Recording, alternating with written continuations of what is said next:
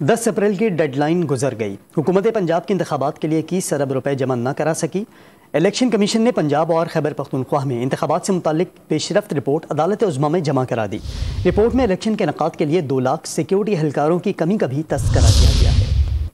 وفاقی حکومت supreme court کے حکم پر عمل درآمد کرنے میں ناکام ہو گئی۔ 10 اپریل کی ڈیڈ لائن گزر گئی۔ پنجاب کے انتخابات کے لیے 21 ارب روپے جمع نہ کرائے جا سکے۔ حکومت نے معاملہ پروسیجر میں ڈال دیا۔ الیکشن کمیشن نے پنجاب اور خیبر پختونخوا میں انتخابات سے متعلق پیش رفت رپورٹ عدالت عظمیٰ میں جمع کرا دی۔ ذرائع کے مطابق الیکشن کمیشن حکام کی جانب سے سپریم کورٹ رجسٹرار آفس میں سربہ مہر رپورٹ جمع کرائی گئی ہے، جس میں موقف اپنایا گیا ہے کہ الیکشن کمیشن کو وفاقی حکومت کی جانب سے پنجاب الیکشن کے لیے فنڈز موصول نہیں ہوئے۔ ذرائع کے مطابق رپورٹ میں الیکشن کے پرامن انعقاد کے لیے 2 لاکھ سیکیورٹی اہلکاروں کی کمی کا بھی تذکرہ کیا گیا۔ سپریم کورٹ نے پنجاب الیکشن میں تاخیر کے خلاف آئینی درخواستوں پر فیصلہ سناتے ہوئے الیکشن کمیشن سے فنڈز اور سیکیورٹی فراہمی کی رپورٹ طلب کی تھی۔